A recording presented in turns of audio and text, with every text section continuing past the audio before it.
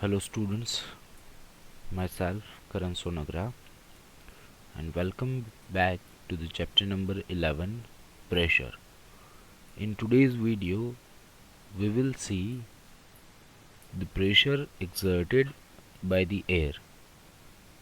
So here first topic is given: air exerts pressure evenly in all direction. Let's learn about that. So when we pump air into a tire, what we are doing? We are pushing the molecules of air into the tire. These molecules are constantly moving. So what will happen? They will bump into each other and also into the wall of the tire. So they try to push apart, and this movement creates a force on the walls of tire, and that force is air pressure. So tire inflates evenly because air exerts pressure evenly in all direction, right?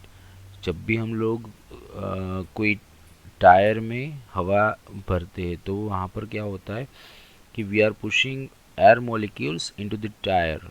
तो वहाँ पर क्या होगा कि वो tyre है वो evenly inflate होगा, कि जिसकी वजह से उसकी वॉल पे प्रेशर जनरेट होगा, and that pressure would be evenly distributed in all direction.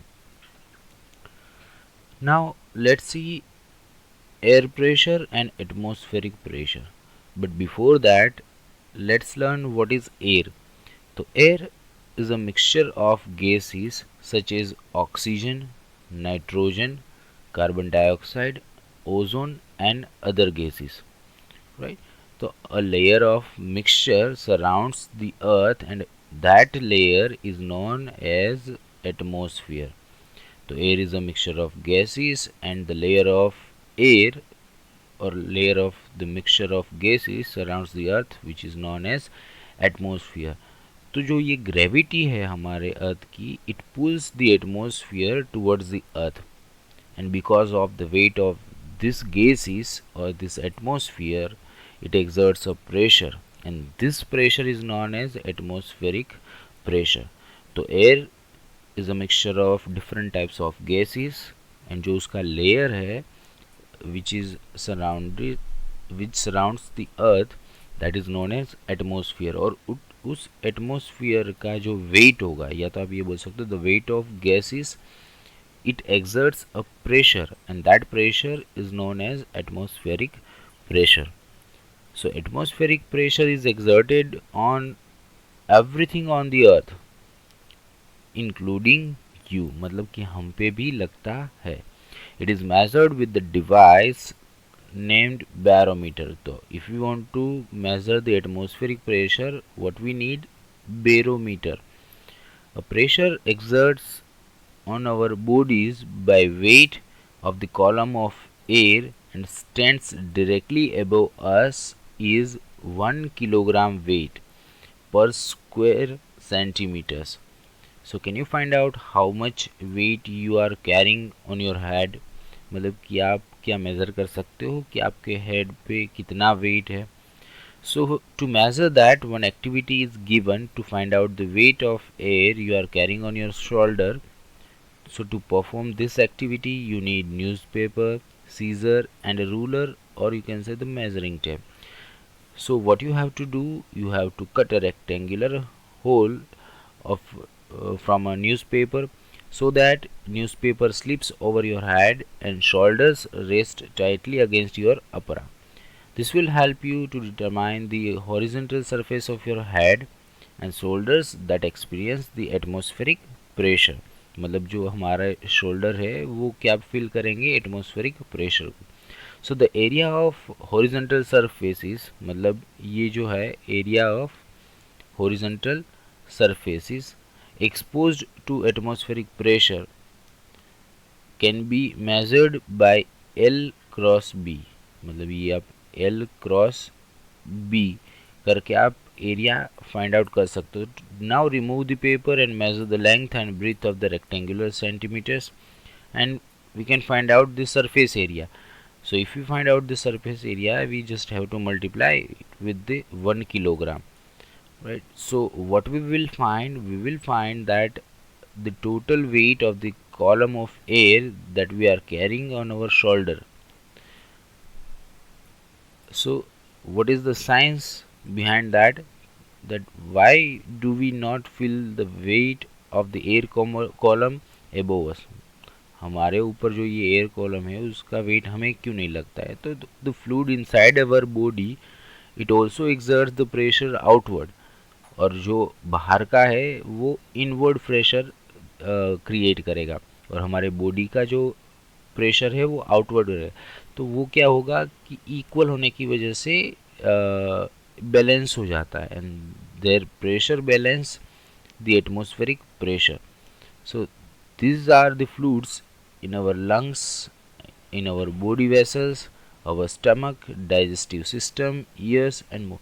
तो ये जो हमारी बॉडी में जो फ्लूइड है वो क्या करेगा कि अंदर से बाहर की डायरेक्शन में प्रेशर लगाएगा, और जो आउटर प्रेशर है, या तो you can say the atmospheric pressure है, वो अंदर से बाहर की डायरेक्शन में लगाएगा।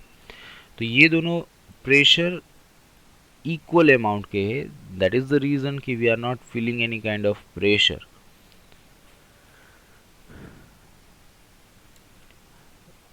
एयरप्लेन में आपको कभी कभी पता होता है कि जब भी आप टेक ऑफ करते हो तो our ear gets blocked and then it pops. तो वो क्यों होता है कि when the airplane rises into the air, the cabin pressure is lower than the pressure of the air which is trapped in our ear। मतलब कि हमारे कान का जो प्रेशर होगा, जो हमारे कान में एयर ट्रैप्ड है उसका जो प्रेशर होगा that is higher than the pressure which is in the cabin. तो वो क्या करेगा कि बाहर प्रेशर कम है और अंदर प्रेशर ज़्यादा है, तो that is the reason our eardrum bulge out and causes discomfort।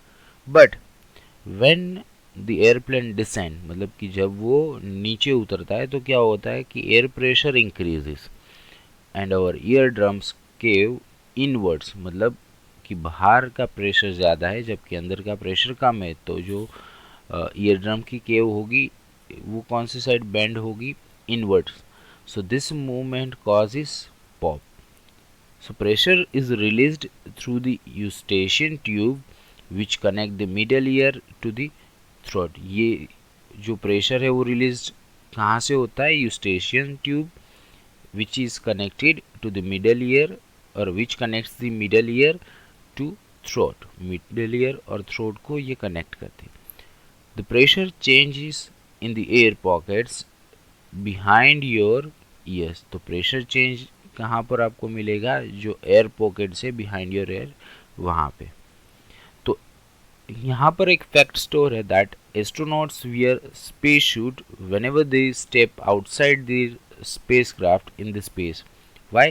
Because जो स्पेस होगा वहाँ पर बिल्कुल भी एटमॉस्फेयर नहीं होगा, जबकि हमारी बॉडी में तो फ्लूइड जो है वो तो प्रेशर लगा ही रहा है, राइट? तो to balance that they have to wear the space suit, otherwise क्या होगा कि उसकी बॉडी में से ब्लड निकलना स्टार्ट हो जाएगा, नाक में से या तो कान में से या तो आँख में से, बिकॉज अपनी बॉडी के अंदर का जो प्रेशर है वो बहुत ज़्यादा होगा compare to the outer pressure. So space suits are inflate like the balloons to create the pressure equal to the earth's atmosphere. Lower atmospheric pressure will cause the pressure of the body fluids to expand and make the body swell।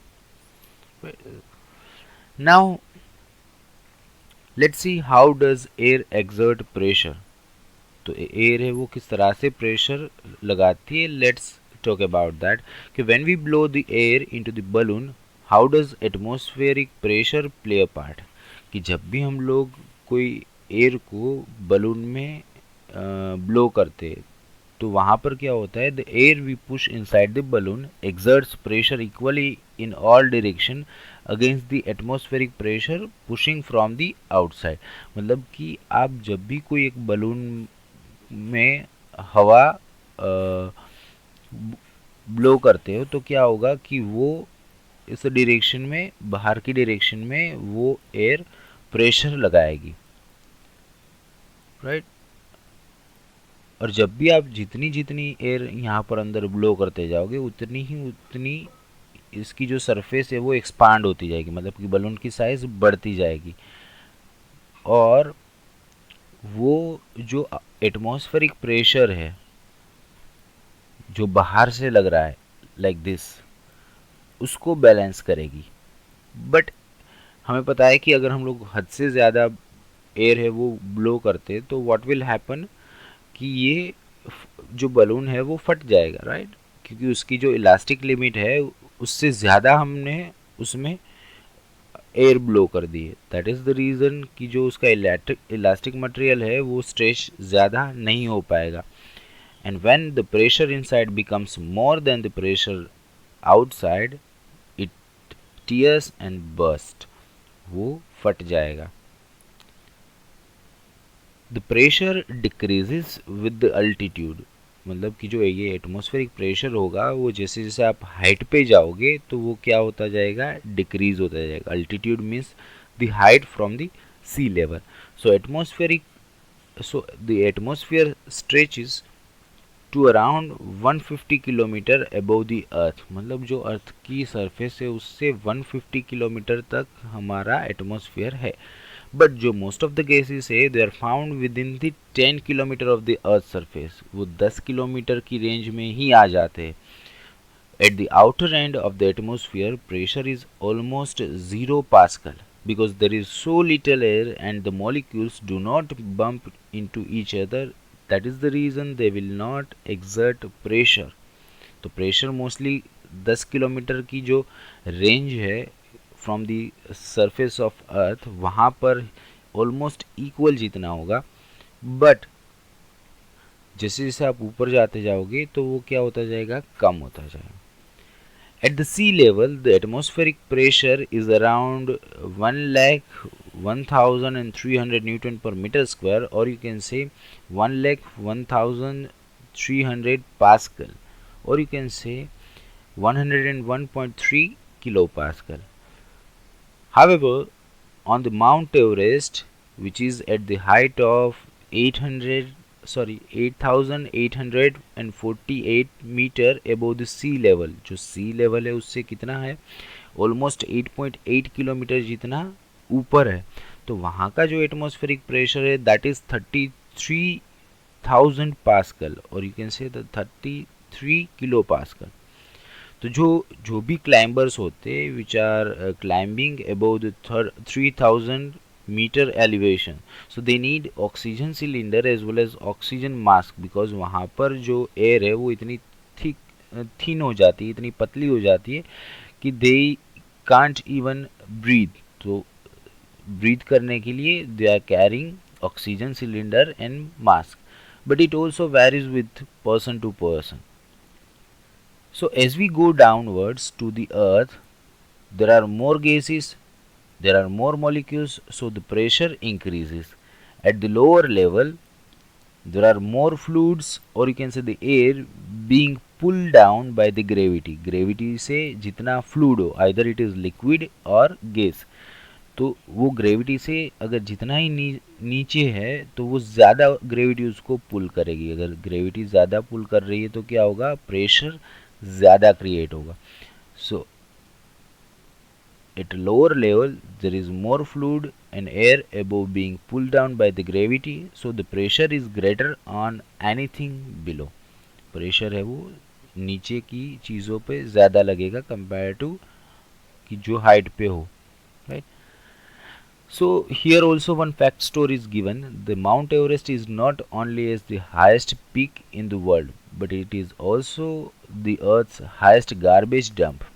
It is littered with the oxygen cylinders, food packs and masks. It is littered with the feces too. Most climbers do not have the energy to bring back their trash. जो mount Everest पे जो लोग जा रहे हैं वो ये सारी चीज़ें जो है oxygen cylinder, food bag, mask, वो सब वहीं पे फेंक दे। और वहाँ पर ही फेंक देने की वजह से क्या हो, वहाँ पर बहुत सारा गार्बेज बढ़ गया है। बिकॉज जो क्लाइंबर्स जो होते हैं वो मोस्टली वो उन सारी चीज़ों को वापस नहीं लाते नीचे, क्योंकि उनके पास उतनी एनर्जी ही नहीं होती है। That is here one activity is given to show the presence of atmospheric pressure. What you need: a glass, water, greeting card and sink. And what you have to do: fill your glass with the water to the top, place the greeting card over the top of the glass and quickly turn the glass upside down over the sink, holding the card in place and carefully move your hand off the card. तो आपको मिलेगा क्या, that card stays pressed to the rim of the glass and water stays inside the glass, kept it kept in by the card. मतलब कि जो card है वो press, जो ग्लास की जो सरफेस होती है उसके साथ प्रेस हुआ लगेगा आपको। And water stays inside the glass, पानी ग्लास के अंदर ही रहेगा, which is kept in by the card. उसके पीछे का साइंस क्या है, that air molecules around us are randomly colliding with the bottom of the card, this is atmospheric pressure. मतलब कि अगर इस तरह का होता है ग्लास, राइट, तो यहाँ पर जो रीम होगी और यहाँ पर जो कार्ड होगा, तो यहाँ से जो भी एयर मॉलिक्यूल इसके साथ टकराएंगे, ये ग्लास उल्टा है और पानी यहाँ पर ऐसे भरा हुआ है, समझ लो, राइट। तो यहाँ पर जो एयर मॉलिक्यूल्स कोलाइड हो रहे हैं उसकी वजह से जो प्रेशर जनरेट होगा, that is our atmospheric pressure which holds the card up. यही प्रेशर है वो कार्ड्स को ऊपर की डायरेक्शन में अप कर रहा है। बट द सवाल ये होता है कि ये जो कार्ड है वो अपने वेट की वजह से नीचे क्यों नहीं आ रहा है। Is the weight of the water not enough to overcome the atmospheric pressure pushing against the card, कि ये वाटर है, ये कार्ड है, ये जो उसका वेट है वो उसी की इतना वेट होने के बावजूद भी वो नीचे क्यों नहीं आ रहा है। So the answer is, if you look at the top of the glass the water you will notice a small pocket of air. मतलब यहाँ पर आपको क्या मिलेगी, एयर मिलेगी, and it is a small pocket of low pressure and there are more air molecules pushing up against the bottom of the card। मतलब कि यहाँ पर जो है वो ज़्यादा मॉलिक्यूल्स इस कार्ड को कौन सी डायरेक्शन में पुश कर रहे हैं, ऊपर की डायरेक्शन में, ऊपर की डायरेक्शन में पुश कर रहे हैं, and creating the high pressure area compared with the low pressure area inside the air pocket in the glass। And that is the reason कि force from the atmospheric pressure holds up the card and low pressure zone in the glass prevents the water's weight from pushing the card down। ये lower pressure वाला जो part है वो card को नीचे की direction में पुश करने से प्रिवेंट करेगा from the water's weight. So that's it in this video. I hope you have enjoyed it a lot. Thank you and have a nice day.